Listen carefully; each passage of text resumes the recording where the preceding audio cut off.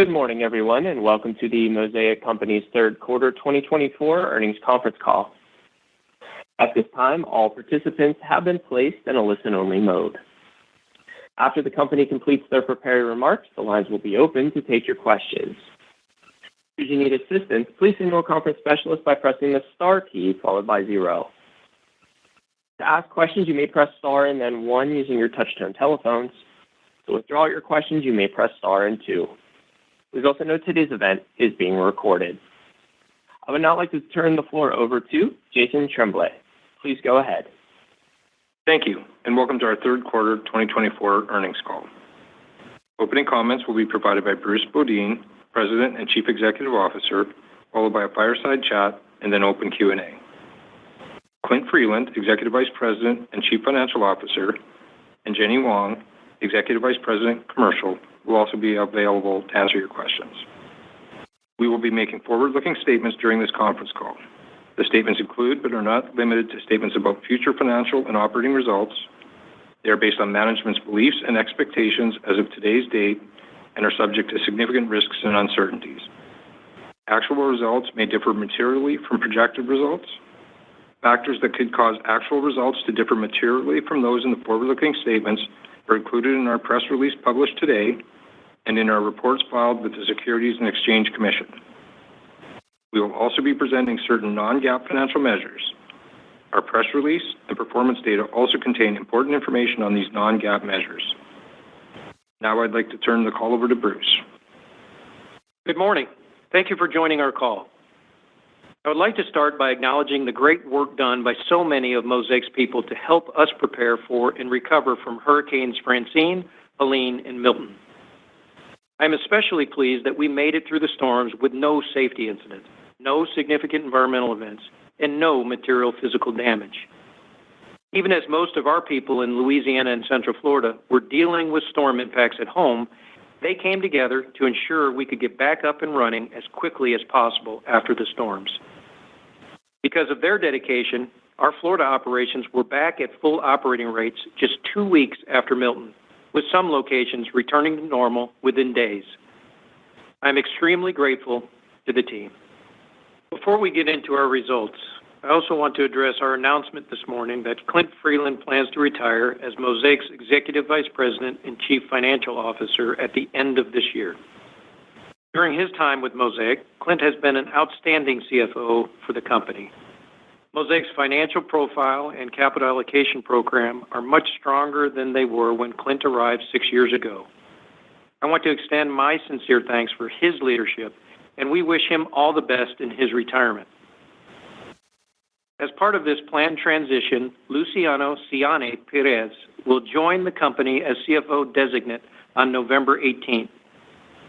Luciano was previously the CFO at Vale and later served as the company's EVP of Strategy and Business Transformation.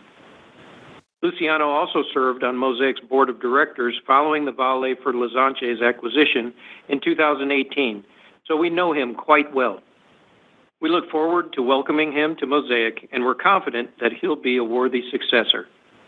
Luciano assumes the role of CFO on January 1st, 2025, and Clint will remain a senior advisor until July 1 of 2025. On to our third quarter results. The storms were part of a challenging third quarter for us. We also faced electrical issues at our Esterhazy and Colonsay potash mines that affected our production levels. All those challenges are now behind us. For the third quarter, Mosaic generated $2.8 billion of revenue, resulting in net income of $122 million and adjusted EBITDA of $448 million. The lower adjusted EBITDA was driven by the aforementioned challenges, lower potash prices, and a delayed agriculture recovery in Brazil, partially offset by ongoing strength in phosphate stripping margin. That said, we have continued to focus and execute on the things that are within our control, and these actions and initiatives are positioning us to benefit from the improving ag and fertilizer markets. We expect to achieve our targeted annualized phosphate production run rate of 7.8 to 8.2 million tons by year-end once the ongoing turnaround activities are completed later this month. We're making good progress on our cost management front and on track to achieve our $150 million annual run rate cost savings target by the end of 2025. We're on track to achieve our targeted $200 million reduction in CapEx this year. Mosaic Biosciences growth is accelerating. In fact, our biological products are now being used on 9 million acres in key markets around the world this year. Due to our extensive market access and the strength of our brand, the biosciences operating model is highly leverageable and positioned for long-term growth, which is powered by new product launches using our internal R&D capabilities as well as leveraging external partnerships. Mosaic Biosciences is largely self-funding and does not require significant new capital to fuel its growth. Capital allocation remains a key focus for us. We're continuing to invest in our strengths. This year, we completed the compaction project at our low-cost Esterhazy mine and the microessentials conversion project at Riverview. And next year, we will complete the HydroFloat project at Esterhazy and the Pomeranchi blend plant in Brazil. We're also focused on capital reallocation for other assets in our portfolio, such as the conversion of our MWSPC joint venture into Ma'aden shares, which are worth $1.5 to $1.6 billion at today's share price, and the strategic review of our Carlsbad, New Mexico potash mine. During the first 9 months of the year, we returned $415 million to shareholders, including $210 million of share repurchases. Now let's spend a few moments to discuss the state of the market and outlook. Corn and soybean prices have improved from their August lows, while other commodity crops, including palm oil, sugar, and coffee, are quite strong. In North America, farmers are enjoying solid yields that offset the impact of strained commodity prices and an early harvest allowing more opportunity to complete fall field work, which is good news for the near-term fertilizer demand outlook. In Brazil, barter ratios are healthy for corn and soybeans.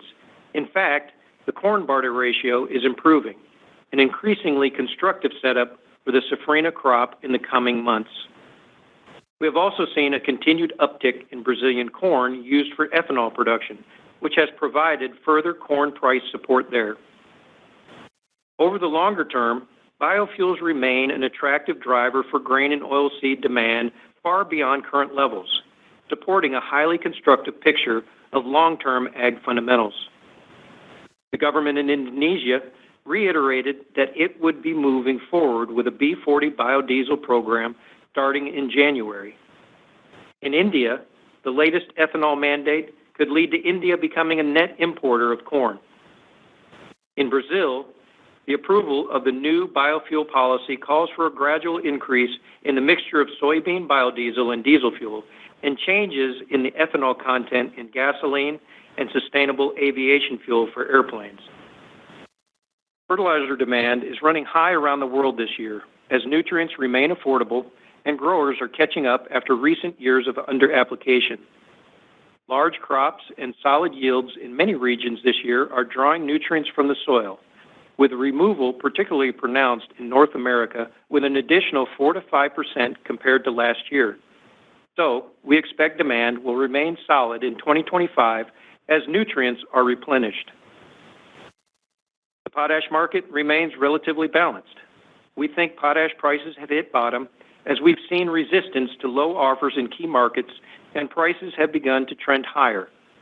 We continue to expect near-record global shipments for 2024 and record-breaking shipments in 2025, driven by broad-based demand recovery, particularly in Southeast Asia where palm oil economics are solid.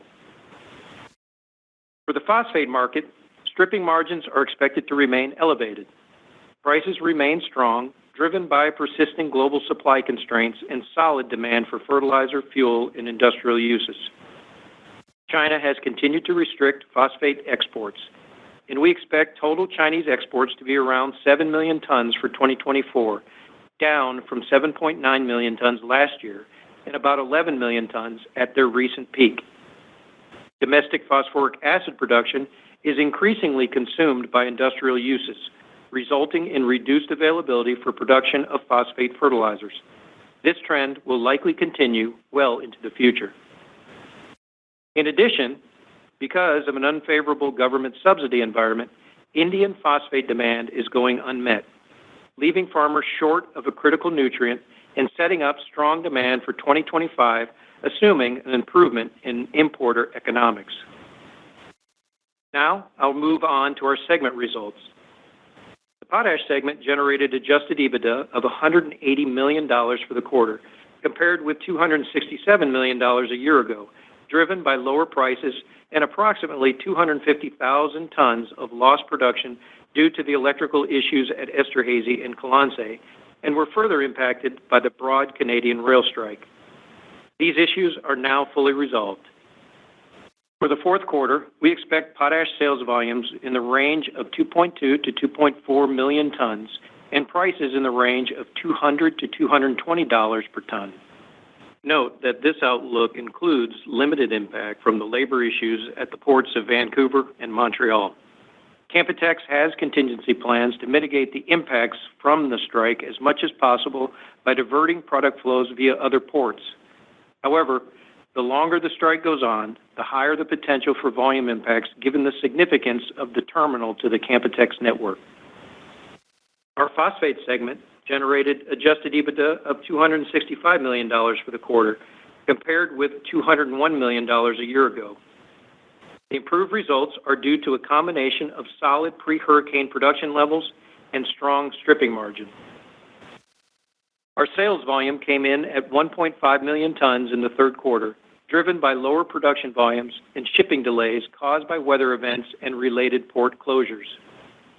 Our realized stripping margins remain strong, in part because of our advantageous ammonia economics. We produce about a third of what we consume, and we have a reliable supply of ammonia and sulfur from our partners. We have executed 2 new ammonia supply offtake agreements, with an additional one nearing completion to meet our needs in 2025 and beyond. Our balanced raw material sourcing approach reduces our risk exposure in varying market conditions and sustains our strategic advantage. Our phosphate conversion cash cost per ton was largely unchanged from the second quarter. As we continue to ramp up production to the target run rate, we expect to achieve a $20 to $30 per ton reduction in conversion costs from the high water mark at the end of 2023. Hurricane Milton resulted in a production loss of about 250,000 tons, which will be reflected in our fourth quarter volumes.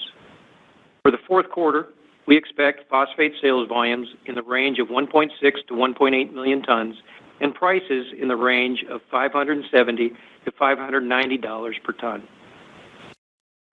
Mosaic Fertilizantes generated $83 million in adjusted EBITDA, compared with $147 million a year ago. EBITDA was lower due to $32 million in bad debt reserves we booked in SG&A and $20 million of legal reserves. The bad debt reserve was a result of a Brazilian customer's bankruptcy filing. We expect to recover the majority of this amount through an insurance claim, which will be recorded in the quarter it is received. All in all, we are back on track. Our operations are restored to full capacity in all geographies, and we are optimistic as we look ahead to 2025. We expect constructive agriculture and fertilizer market fundamentals, and we believe that we will produce at levels that will allow us to meet robust demand from our customers around the world and generate good financial performance. Our strategy of refining our portfolio while pursuing exciting opportunities in Mosaic Biosciences will deliver meaningful shareholder value. Thanks, Bruce. Before we move on to the live Q&A, as we have done in past quarters, we would like to address some of the most common investor questions that we have received throughout the quarter.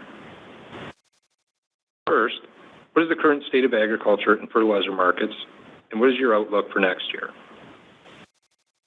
Thanks, Jason. Ag fundamentals are solid and fertilizers are affordable, which bodes well for fertilizer demand. Significant changes to phosphate supply will keep the market tight into next year, and the potash market is balanced. Now, let me ask Jenny to provide you with her view. Thank you, Bruce. Overall, ag fundamentals remain strong for many crops. we continue to remind investors that only 1/3 of phosphate and potash consumption goes to corn and soybean. Prices for other ag commodities, especially palm oil, sugar, coffee, continues to be very attractive, which supports significant demand of fertilizer growth in this year. For corn and soybean, fundamentals are improving. In Brazil, domestic prices of corn and soybean are actually traded at a premium over international future prices. This is due to the real devaluation and also the growth of new demand, i.e. bioethanol. As of last Friday, the sales of corn and soybean have come back to the same pace of last year, so as the fertilizer purchases for safrinha corn and the summer crop.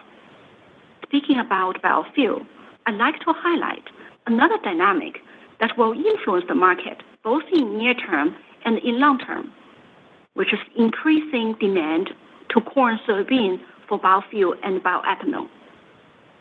In Brazil, the recent approved government fuel bill suggests biodiesel and bioethanol blending rate to increase by 5%. This increases of the blending rate implies significant increases of new demand for corn and soybean. Our estimation that would imply to 4 million tons of NPK fertilizer demand if the rate are going to be realized by 2032. In India, the country has shifted to a net corn import country this year as the government's corn ethanol investment plans to push use of corn for ethanol production, in addition to sugarcane and rice. And this is even before they hit their E20 goal, and the Indian government has a target to get to E25 by 2030. Now, let me move over to phosphate and potash market. Phosphate market are tight this year and expected to stay constructive as we get into 2025 and beyond. Overall demand in this year are generally at par as 2023, with supply constraints holding back demand growth this year. Indian monsoon and grower economics have driven demand outpace supply. We see reduced shipment in 2024 due to unfavorable importer economics, which is related to the government's subsidy program. This is setting up a pent-up demand for 2025. In North America, we are expecting a large crop. With the yield increase, the nutrient removal could be up to 4 to 5% from the soil compared to 2023. These nutrients must be replenished, while growers have been cautious as the headwind of corn and soybean prices. The big yield and early harvest improved the sentiment. We've been hearing from our customers that they were surprised by growers' appetite to phosphate. In Brazil, phosphate inventories are very tight. The grower economics and barter ratio are improving.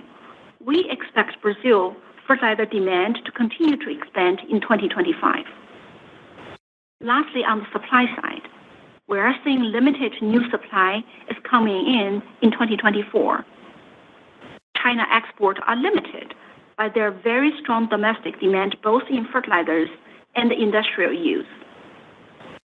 Up to end of Q3, the production of LFP for electrical vehicles and the stationary batteries increased by 51% to 1.8 million tons. The dynamic of competition between ag use and industrial use have tightened availability of P2O5.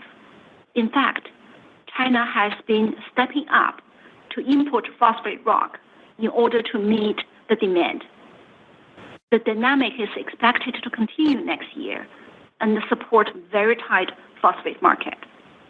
For potash, we've seen very broad base of demand recovery around the globe, especially in Southeast Asian market. The elevated palm oil price and constructive rice prices have really supported the demand recovery of potash. Year-to-date input growth in Malaysia, Indonesia was up by 57%, and we are seeing similar level for other countries in Southeast Asian region. We expect the global shipment of potash this year will be rebounded to the record year as we saw in 2021. On supply side, supply from Russia and Belarus have largely returned to the historical level or pre-war level.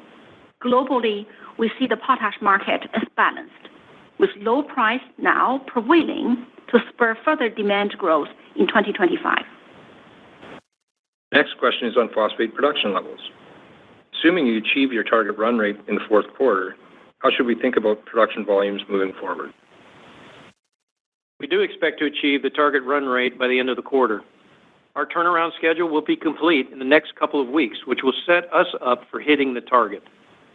Our phosphate production level will be sustainable once we achieve the target, but please note that it will continue to vary on a quarter-by-quarter basis depending on turnaround scope and schedule. For example, we have some turnaround activities scheduled for the first quarter next year, which will set us up well to produce at full rates for North American spring demand. This will result in lower than run rate production for the first quarter, which we expect to make up during the balance of the year. One other factor that affects the production volumes quarter to quarter is product mix. Our teams are continually monitoring the markets and working to optimize product mix to maximize profitability. Each of our products requires a different amount of P2O5, so the product mix decisions will dictate the finished product production rates and where we land within the target range each quarter.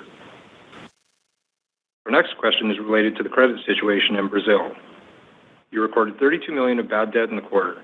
What is your exposure to future credit losses? We have limited risk to further credit losses. While the market conditions remain challenging, not all industry participants are facing the same credit issues. In fact, a significant portion of our customers, which are grain traders and co-ops, are in good financial condition. During the onset of the credit crisis, we made a concerted effort to reduce our exposure to the retailers that are most impacted by credit problems. As we move into the Safrinha and Safra seasons next year, we have employed additional risk mitigation measures by requiring prepayments from our customers and continue to ensure sales contract integrity to prevent losses. In the event that credit losses are incurred, we use credit insurance programs to mitigate them. We believe our prudent risk approach will continue to reduce our exposure to future losses. Thanks, Bruce. With that, we'll now move on to the open question and answer session. Operator, please open the lines for follow-up questions. Ladies and gentlemen, at this time, we'll begin that question and answer session. To ask a question, you may press star and then one. If you are using a speakerphone, we do ask that you please pick up the handset before pressing the keys. To withdraw your questions, you may press star and two. We do also ask that you please limit yourselves to a single question. At this time, we'll pause momentarily to assemble the roster.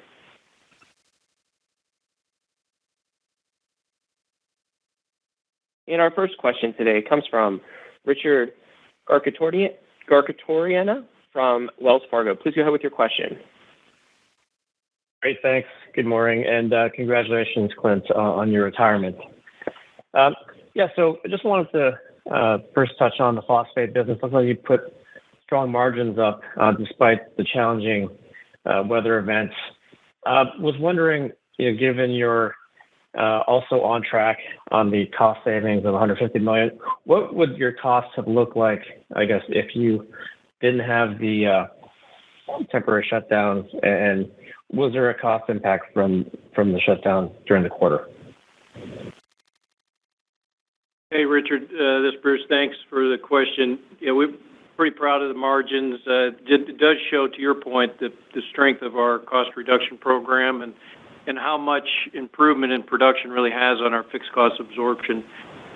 Even though we did have, to your point, impacts from the various hurricanes in Louisiana and a little bit of Helene at the end of third quarter, and Florida mostly on shipping ability out of the ports, we've kind of had production flat versus quarter two, which was about 110,000 tons improved over kind of historic. So I believe we're seeing, that coming through. I know it's hard when you have these interruptions with storms. We're taking things up and down, but we believe that underlying performance really is there, and definitely we're going to demonstrate that. We'll talk more about that, I'm sure, going into fourth quarter as we get past our turnarounds. But we've always said that, from our kind of high mark in 2023, which was quarter four, we'd expect $20 to $30 cost improvements due to absorption when we get at full run rate. We obviously weren't there because of the hurricanes and the other turnaround work that we had.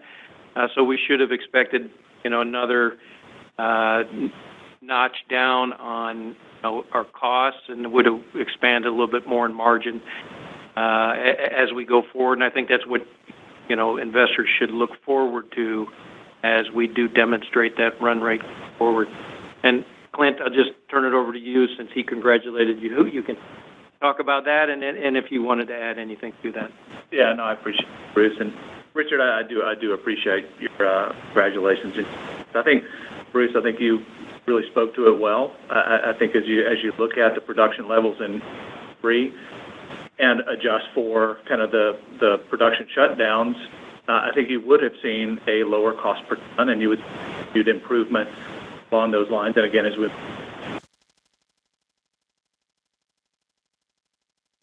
on the right path on that, and again, if you just adjust for the flows, I think you would see that improve. And our next question comes from Steve Byrne from Bank of America. Please go ahead with your question. Yes, thank you. I'd like to drill in a little bit on the comments you made about biosciences.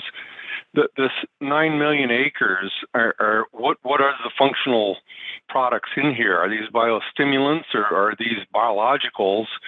Is this a blended product with fertilizer or seed treatment?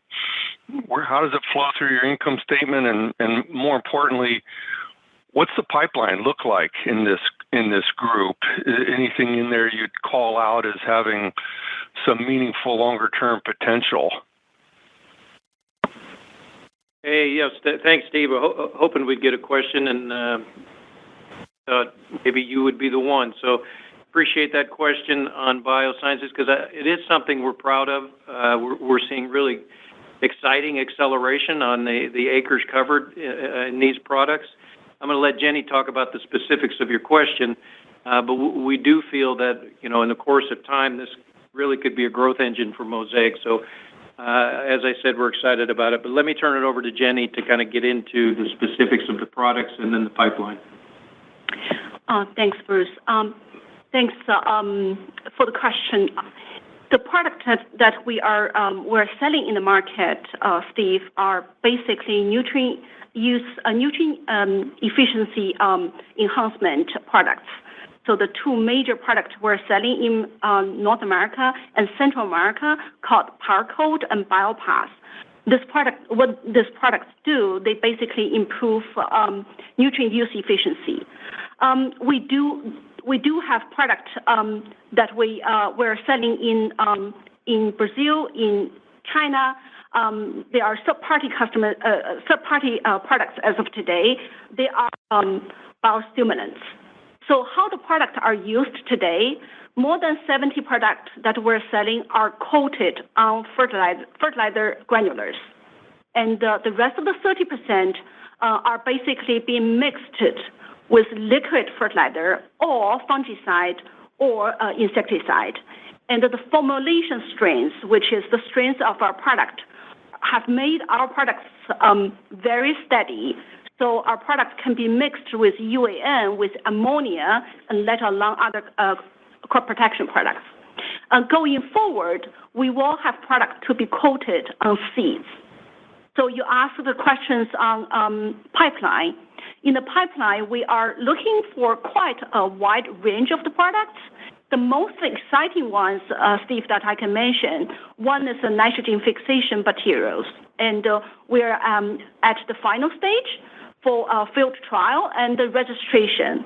And we also have a range of products which improve phosphorus solubility and that's in the pipeline, and that is one of the investments we made over the last few years. And this is in the development stage as well.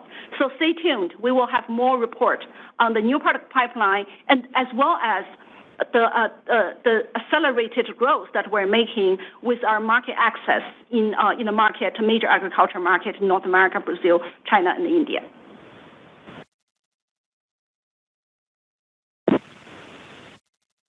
And our next question comes from Chris Parkinson from Wolfe Research. Please go ahead with your question.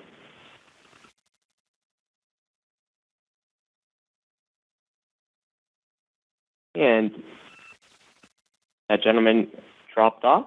We'll move on to Joel Jackson from BMO Capital. Please go ahead with your question. Good morning. Can we talk a bit about your outlook for potash for 25? You're showing about a demand growth, I think 2 or 2.5 million tons of demand growth next year. Just talk about what you also see for supply next year. And then, in your base case, how much of that increment demand will Canpotex and Mosaic be able to supply? How many more tons can Mosaic supply next year? You haven't really gone above 9 million tons, I think, for 7 or 8 years. What is the most you can do through K3, condensate, Belle Plaine, et cetera? Thanks. Yeah, Joel, you picked up on, obviously, in our materials, we do see the market growing,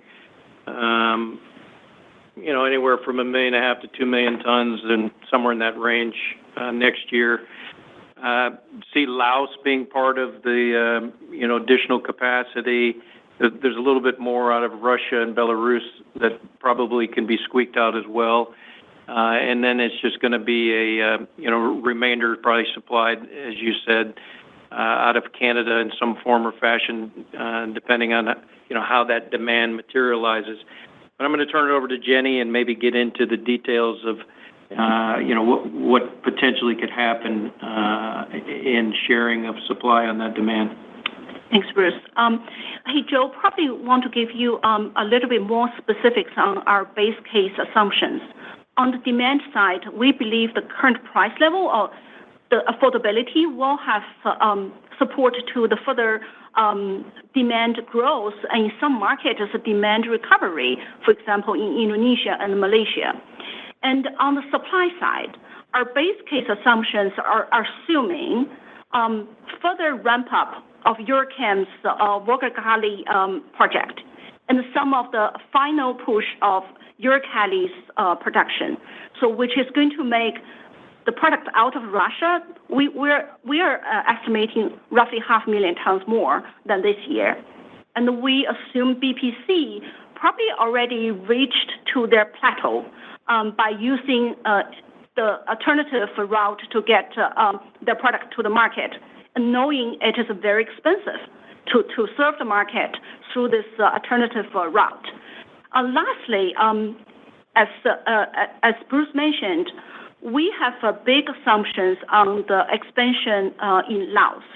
So the expansion of the capacity, including Asia Potash, and also partially including YTH as well. And the Asia Potash, their capacity expansion in 2024 was very slow due to well-known management change and also the water inflow issues. We baked our assumption for next year that they will be back to the pace for their expansion of the capacity. So as you can see, as we forecast the supply increases in 2025, the two major growth drivers are from Russia and also from Laos. And as we all know, this expansion are also with some significant uncertainties. So in the case the supply is not coming online as what we suggested, there is a potential that the market is going to be tightened. Hey, Joel, just the other part of your question is what could we produce? And, we've announced and we talked about in the opening comments the investment in Esterhazy, which in our HydroFloat project, which is a high return, low, modestly expensive investment, will generate another 400,000 tons when that comes online mid-year next year. At that point in time, Esterhazy and Belle Plaine combined should be able to produce, in that 9 million ton range. And then based on, what we need above and beyond that for Canpotex participation and our market share in North America. We'll continue to use Colonsay, hopefully more sparingly once that comes on, but to cover things like major turnarounds at Esterhazy, something unforeseen, or if there happens to be slow in timing and some of the things we've baked in for other supply around the globe, then for sure we'll be prepared to ramp Colonsay back up if it happens to be idle at the time.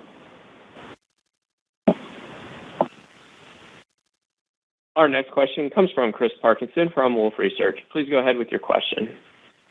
Jose, I promised to ask a nice question. All right, so I want to circle back on some of the phosphate commentary in terms of just getting to the run rate and then obviously factoring in some downtime. Just, when we just take a step back and, kind of consider everything that your asset base has gone through for the last several years, inclusive of the third quarter, how should the street ultimately just be thinking about what's the average, run rate of phosphate rock procurement in terms of the concept of normalized earnings?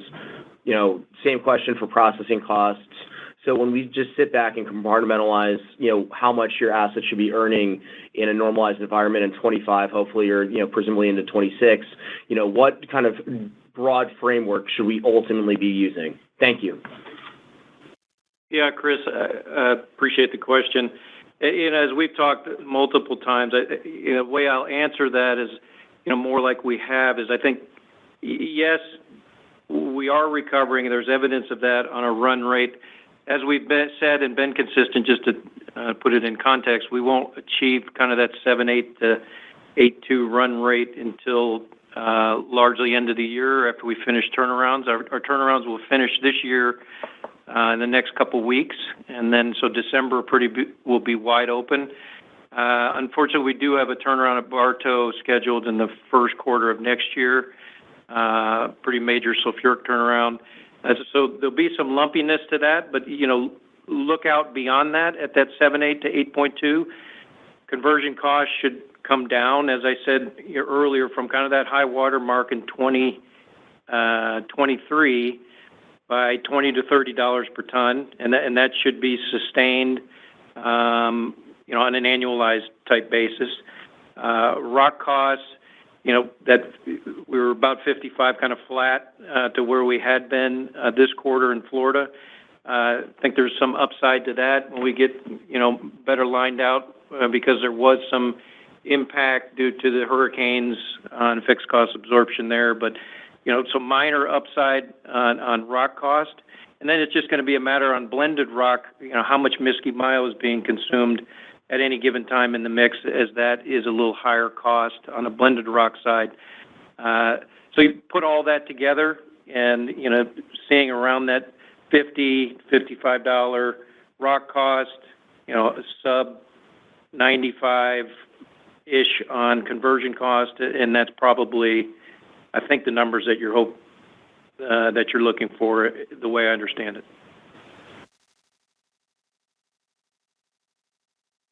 Our next question comes from Ben Theurer from Barclays. Please go ahead with your question. Yeah, good morning, and thanks for taking my question. Just wanted to dig a little bit deeper into the Brazilian business, into Fertilizantes, if you don't mind. Could you elaborate on what you're seeing in terms of just farmer activity right now in Brazil, buying behavior, and just how transactions are going through? Because we're getting so many different signals out of Brazil. Would love to see what the business is for you right now in Brazil in particular. Thank you. Yeah, Ben, thanks. I'm going to just go ahead and turn that one right over to Jenny and talk about what's going on in Brazil, as she's headed that commercial side and has a good pulse of that. So, Jenny. Sure. Thanks, Bruce. Hey, Ben. I'm not surprised to hear that you say mixed message out of Brazil. I would start to say Brazil has been facing some challenges throughout the year, partially because of the headwind on the commodity prices, and partially also due to the credit or liquidity constraints at the farmer level. What we are saying most recently is that things changed. It's really on the commodity prices. We see the prices started to climb up from mid of the year, and especially at the local level. The prices on reais are actually higher than the U.S. dollar traded in Chicago market. Partially, it is because of the devaluation of reais. Partially, it is because of the new demand, local demand, especially the newly added bioethanol plants in the middle of the corn growing states. And with that new demand, we're saying that the farmers are selling at a higher price and to the local demands, and that has largely improved their economics. So we are tracking very closely on how much grains the farmers have sold for their next crops, and B, how much purchases they have made for their next season. So as of last Friday, for the coming Safrinha corn, farmers have sold 67% of their crops, which is 7% higher than the same time of last year, and close to the historical average. As a part of the progress, as the farmers are selling corns and they are buying fertilizers. So for the coming Safrinha corn season, they have purchased over 60% of their fertilizers, which is ahead of the same time of last year. It's a similar situation for the summer soybean season.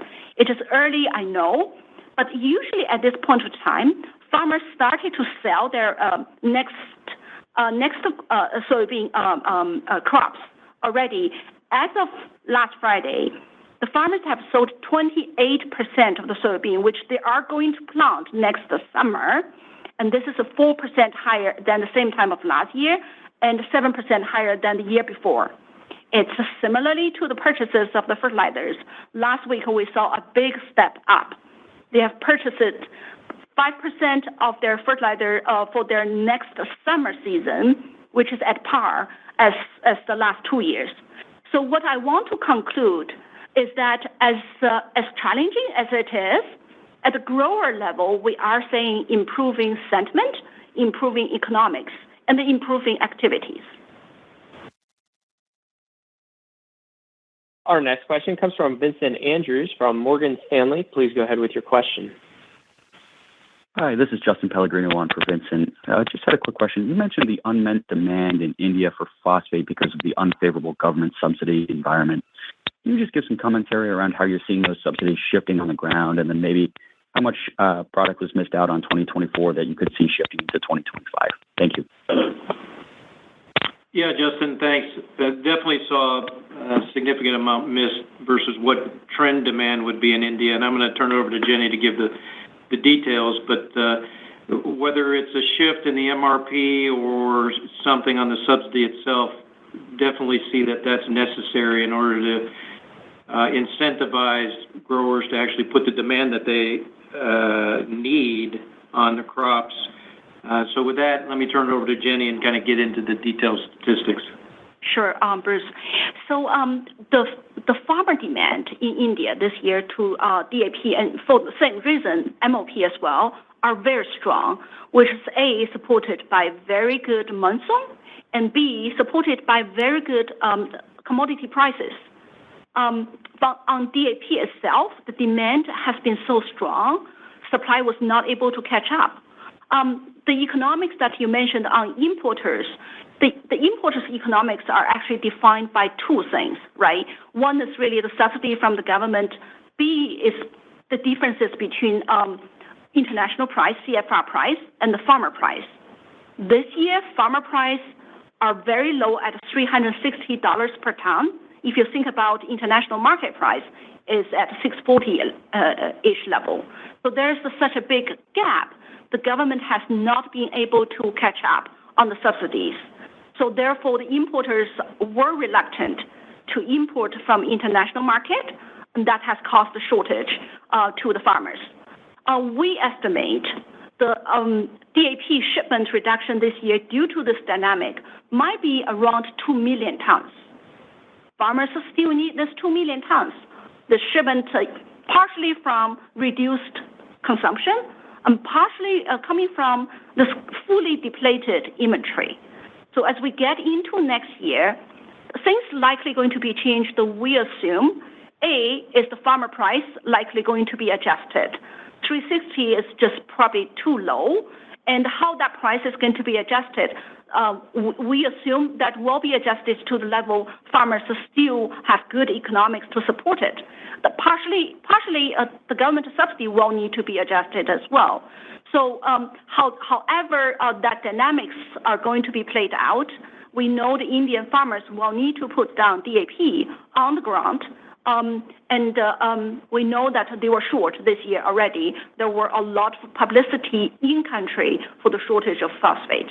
So that laid a good foundation as the government get into their consideration for the subsidy into 2025. Our next question comes from Andrew Wong from RBC Capital Markets. Please go ahead with your question. Hey, good morning. Just a few questions on phosphates again. So can we just clarify on the 8 million ton phosphate run rate? Is that annualizing a monthly or quarterly production level when there's no turnarounds? And if so, like what would be considered a realistic total annual production going forward when you just kind of account for all of that? And then just on phosphate demand, what do your assumptions assume for next year based on pricing and affordability? Because that's obviously had a big impact on phosphate demand this year, as you've highlighted. So do prices need to come down a little bit to kind of support that phosphate demand growth? Just kind of wondering how you think about that. Thanks. Hey, Andrew. Yeah, on phosphates, all of that 7.8 to 8.2 million ton annualized range has what we would consider normal interruption due to historically normal turnarounds at historically normal scope, as well as historically normal weather disruptions. What we've seen over the last couple of years in getting back to that run rate is abnormally large turnaround time and turnaround scope. And then, of course, this year, more abnormally weather-related. And issues due to the hurricane. So based on history, that now whether history repeats itself on hurricanes, that's a whole different question. If we do see this type of weather pattern going forward, we probably have some downside on the range. But that 8 million, if you want to pick a single point between the 7.8 and 8.2, is something that we'd expect on an annualized basis. The lumpiness may be month to month, quarter to quarter, depending on how many turnarounds are in any given quarter or, in any given month, obviously. But that we would make that up, as we said, in the back half of the year or in the first half of the year, depending on when that turnaround fell. So the 8 million is an average realized number, not and need to handicap that more. As far as demand growth, for sure prices in phosphate have been high, but prices overall, I think you got to look at affordability on all of the input costs at the farm gate. Obviously, potash, very affordable right now, but what's going on with land rent, what's going on with other input costs have to go into account, as well as, what we've seen this year is pretty large yields on given acres, and, that will turn out to be a little better on farmer economics as well. We have seen in Brazil, as an example, barter ratios, as Jenny talked about, starting to rise. So the constructiveness is always a function of what's going on in the geography, obviously, but we believe overall affordability will still be there for the farmer when you add everything together. And the amount of nutrients being taken off of this crop, particularly in North America, are quite large. I think Jenny talked about that earlier. And the need to replenish that's going to be high without suffering some type of yield impact. And I'll turn it over to Jenny and see if you want to add any more. Yeah, thanks, Bruce. I think, Andrew, I would say next year the demand growth probably not likely going to say because price comes down and the demand grow, I would turn that to say the demand might only grow if supply can be really improved. Our current forecast on supply side of the assumption for 2025, there's no major increases, but more on the improvement like ourselves on the production. So if the supply can be improved next year, the demand will get to grow. The price, like Bruce mentioned, it's probably not necessarily going to be the factor to define the size of the demand. Thanks. Our next question comes from Edlain Rodriguez from Mizuho. Please go ahead with your question. Thank you. Good morning, everyone. Just a follow-up to that phosphate question. So, Bruce, when you look at all the data and charts showing, phosphate affordability being such an outlier compared to the other nutrients, like what goes through your mind? Is it that, great, I'm exposed to the best and hottest nutrient right now in EP, or is there some apprehension being such an outlier? Yeah, Edlain, appreciate the question. Right now it obviously appears to be, it is high as a nutrient on its own. I talked about the aggregate, but I know that's not the nature of your question. What would things that we would be looking for to be more concerned or more confident would be the announcement of significant new capacity, right? As Jenny said, in our view, the constructiveness of the phosphate market on its own is unique because it is limited on supply. That is what's driving prices. It isn't the fact that anyone is trying to manipulate or do anything on prices one way or the other. It just is based on the limited supply intersecting demand. That is the fair price for phosphate.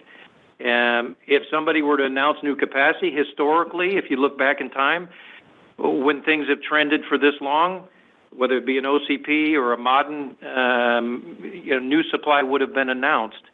That just simply hasn't happened to significance that we believe is going to change anything in our forecast or the way we look at that price, at least in the near term. So going into 2025, still feel that realized stripping margins for Mosaic are going to be quite good. And until we see something change on the supply side fundamentally that is going to stay, I don't think we have great concerns that there is an obvious catalyst for something to change on the pricing side. Jenny, anything that I may have missed? Yeah, I guess the only one thing, Bruce, I would add, the high prices of phosphate today are also supported by high raw material prices. If you look at the price of ammonia and sulfur, they stay at very elevated level as well. So if anything changes next year on the S&D side of ammonia, for example, or sulfur, that might adjust the price for phosphate, although the stripping margin of phosphate are really depend on the S&D, as Bruce mentioned earlier. So just want to add that one point. Our next question comes from Joshua Spector from UBS. Please go ahead with your question. Good morning. This is Lucas Bowman on for Josh. I just wanted to go back to Fertilizantes. So you guys have your kind of updated shipment outlook there on slide 10. You're kind of putting 2025, that's going to be like the fifth year in a row with relatively kind of range-bound shipments. I know we've had a lot of interruptions of different factors over that period. But I guess just going back further, we used to kind of get 5% a year and sort of growth there in the prior decade. So just be curious to kind of get your thoughts there now on how you see the outlook for that market going forward. Do you expect a return to higher growth rates there, or have we sort of reached a more stable kind of lower growth phase now? Thank you. Yeah, thanks, Lucas. I think we're still very optimistic in Brazil on overall fertilizer demand growth. If I understood the nature of your question, because it was a little bit of static, But let me turn it over to Jenny to kind of talk more about the details on what we see there going into next year. Sure, Bruce. I think for Brazil next year, we do expect the market is going to continue to grow and expand. As we mentioned earlier, the farm economics are improving, barter ratios are improving. So the sign that we're saying today support our forecast for next year on the overall market expansion.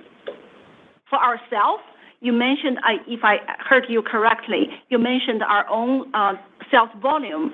I would say we've been very consistent as we operate in the market like Brazil, especially for our distribution business. We are always pursuing for margin of value than the volume, especially in this year and with the credit risk environment. We are very surgical and selective on who we sell to and what kind of credit risk that we're taking.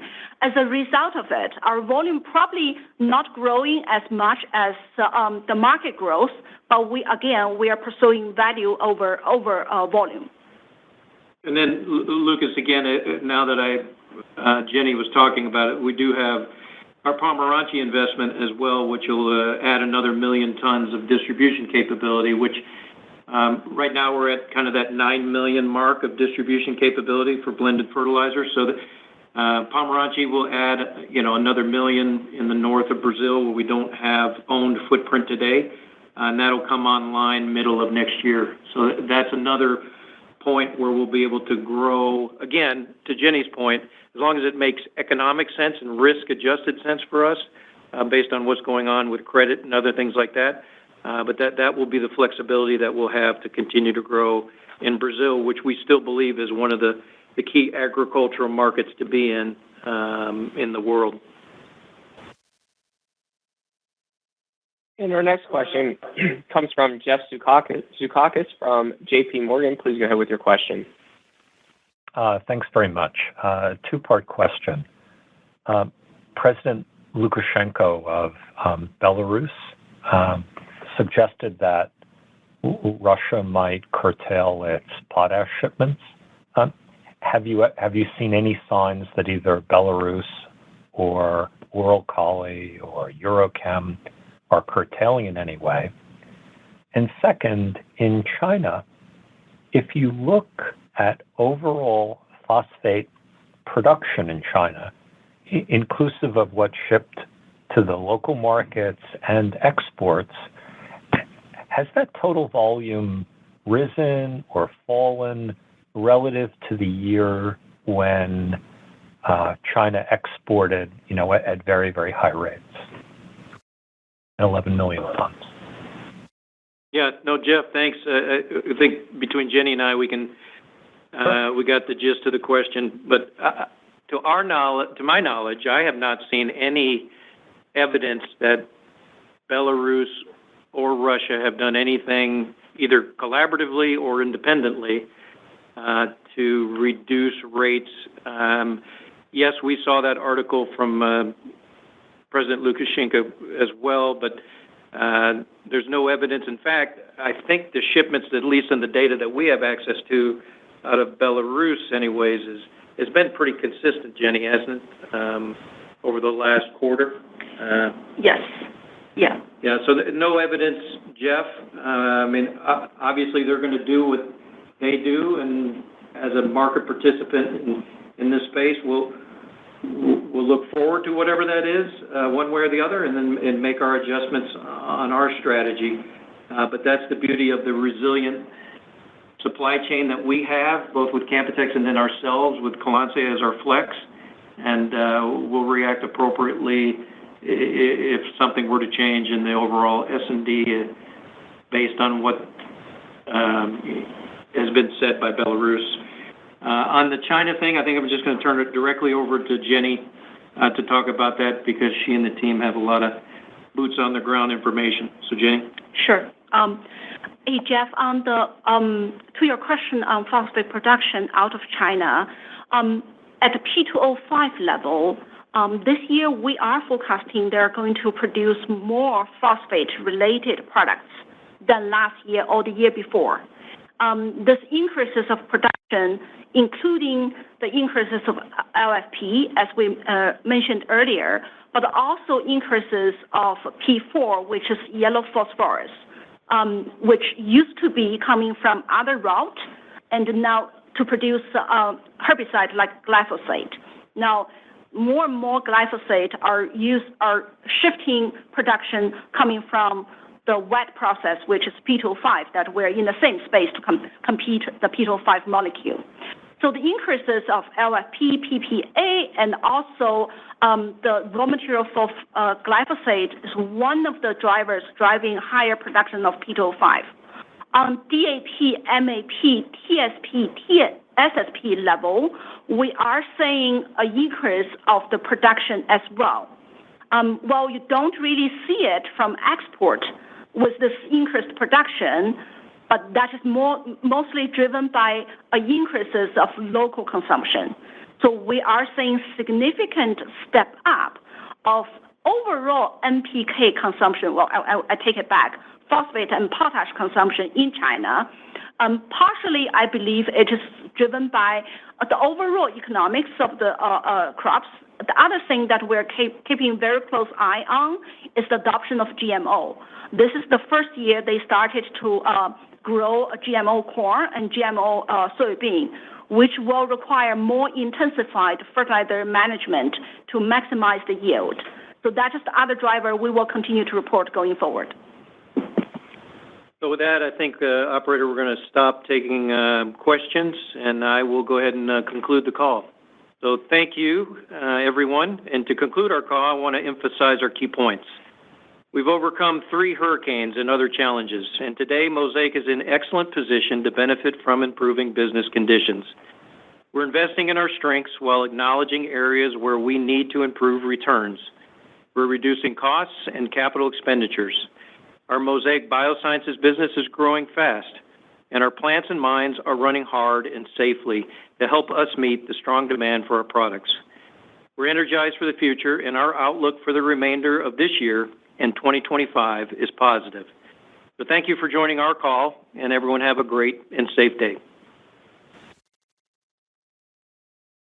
And with that, ladies and gentlemen, we'll conclude today's conference call and presentation. We do thank you for joining.